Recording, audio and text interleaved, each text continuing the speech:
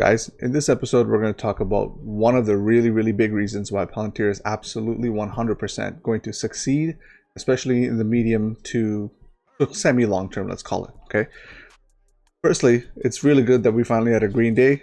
Looks like we've been having red this whole time, so it's really put a smile on my face and brought some some happiness to somebody who's pretty sad and getting crushed on the portfolio side. But all things considered, I think there's still some really big shocks in the market. This whole year, I think, in my opinion, is just going to suck. But hey, what do I know, right? So, but anyway, without further ado, let's get into it. Now, what I want to discuss is really from my angle, like the things that I experience from a software and a SaaS perspective, and the things that I see on a day-to-day basis.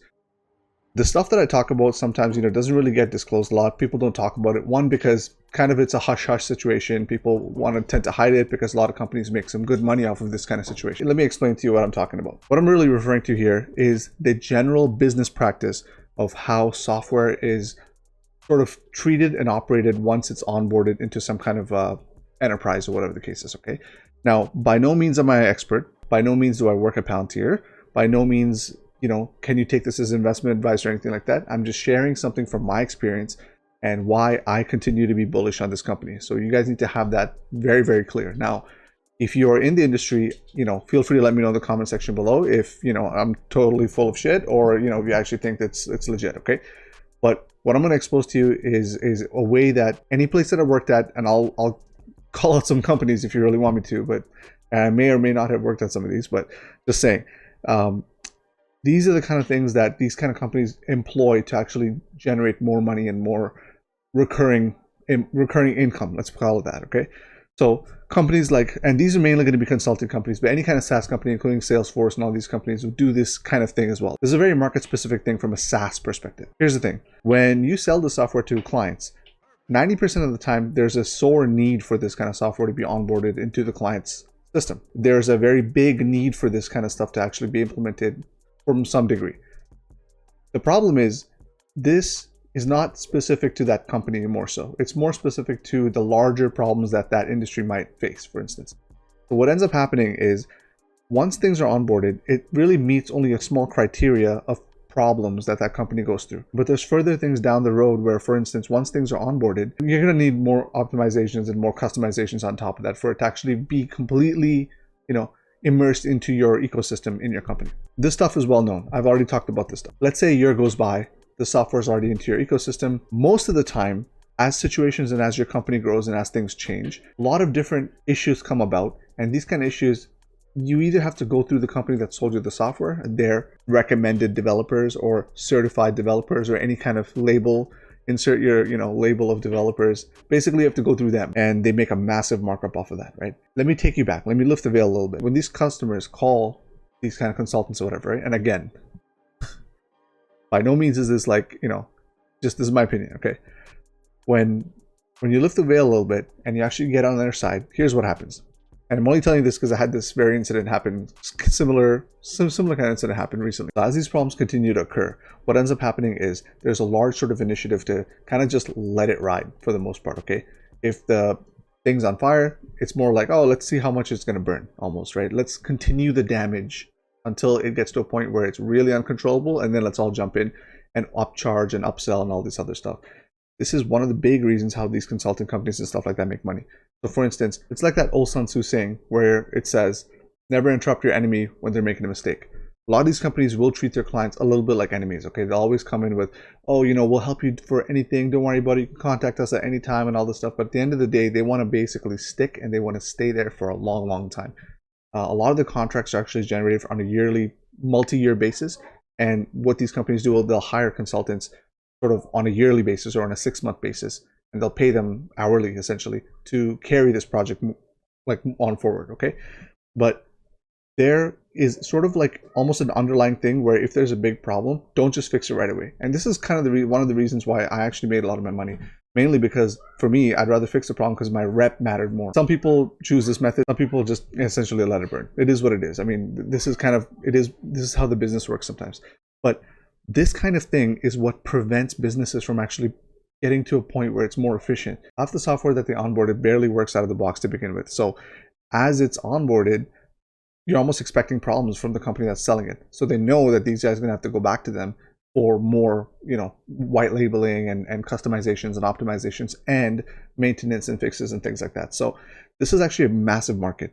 The actual sales of the software is really what you see in the top, but then the professional services and the consulting side of it, it's a massive, massive market. It's almost worth as much as the sale itself, if not more in some cases, okay?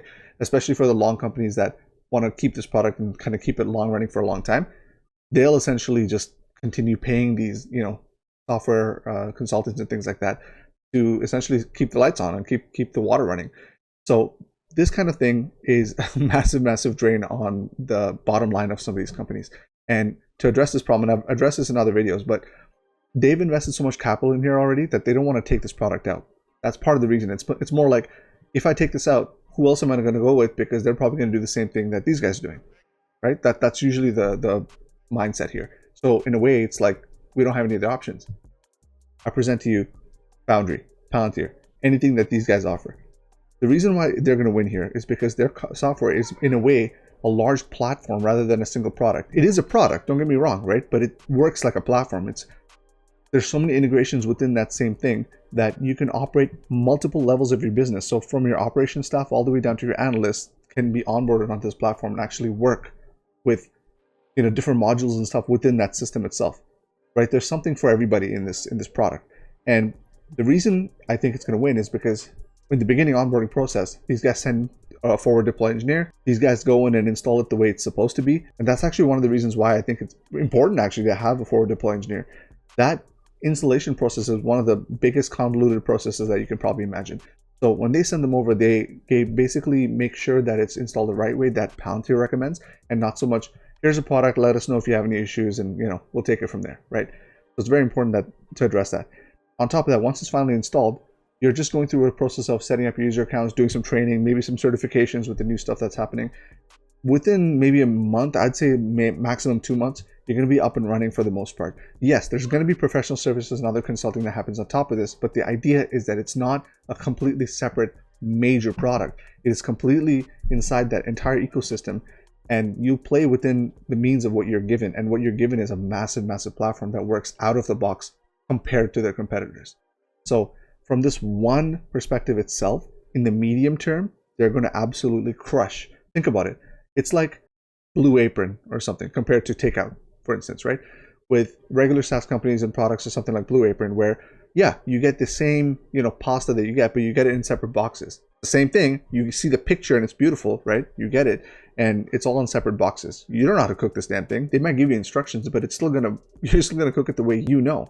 But Palantir is more like Takeout. Like, so you have, and it's coming in like a heat bag and everything. But so like you have like whatever you want. You see the picture and you get exactly what it is in the picture inside a heat bag. You open it and it's ready to eat. Okay, feed your whole family with it.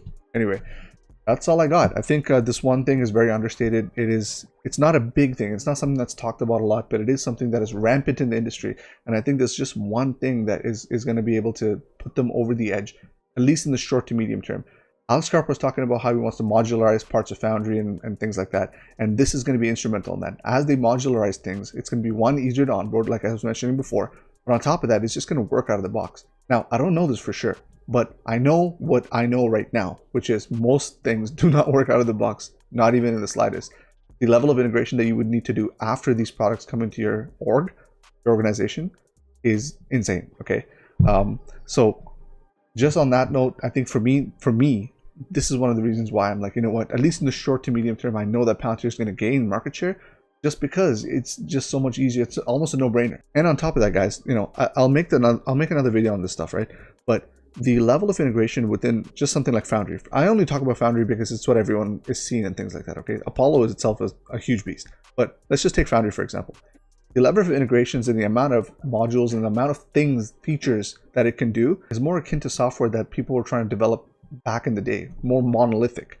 But the thing is, it operates like something that's modern with microservices and just high efficiency and things like that. That's not very common. It is actually very, very difficult to do. I'll make another video on this stuff. CodeStrap did a really good video on this. Go check out some of his stuff. He explains this in much, much more technical detail. But the idea is that the type of software that they're building is so new and revolutionary. it's almost like a software engineer's wet dream. It's everything you want in a software, but it performs like something that's modular. Very beautiful. So, I'll leave you guys with that. Let me know what you guys think in the comment section below. If you like the video, feel free to subscribe. That's it for me. Catch y'all later. Peace.